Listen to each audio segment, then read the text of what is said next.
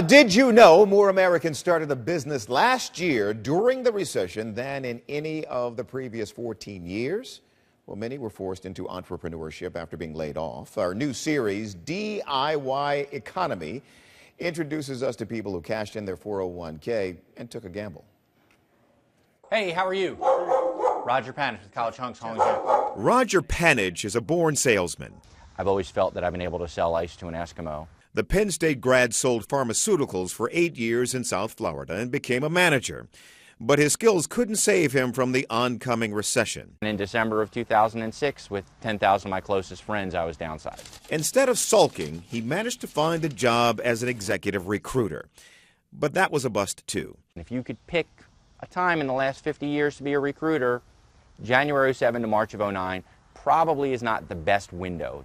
While checking the web for jobs, Roger got an email asking if he ever thought about owning his own business. I clicked on yes and started the process of investigating franchises. Sure enough, College Hunks Hauling Junk was sitting there, and it jumped off the page at me. At 41 years old, Roger would become his own boss for the very first time.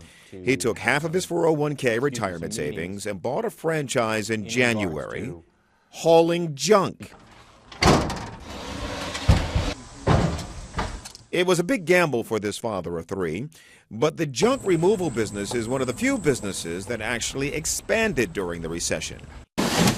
Whether it's because of the foreclosures and people need to clean out those houses, or people are downsizing or moving in with their, mom's moving in with us, we need to get rid of these things or donate these things to Goodwill. That's business for us. While half of all new businesses fail by the 5th year, franchises have a much better rate of success. There's 25 people before me who have gone through a similar thing. They've streamlined, what do we need to do? Well, here's a checklist of everything you need to do. College Hunks was started by 2 University of Miami grads in 2007. Roger bought their 26th franchise. He hired 3 guys to help him do the heavy lifting. 2 are exploring the notion of buying their own junk hauling business one day. I've always had that inspiration to work for myself. I own my own company, and this is a great stepping stone for me. Because the company as a whole is relatively new, there's a lot of potential to move up.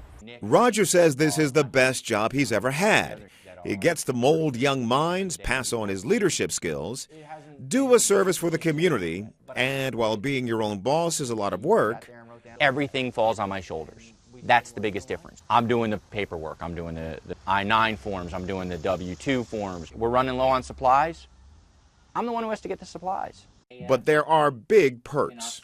Nobody's going to say, you don't have any vacation days left. Yes, I do. Roger says the company is running in the black.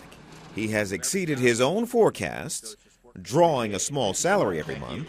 He expects to make back his original investment in about 1.5 years.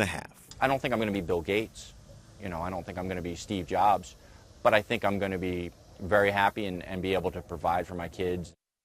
There you go. Now, before you go out and buy a franchise, Roger says he did months of research on what was the right fit for him before taking the plunge.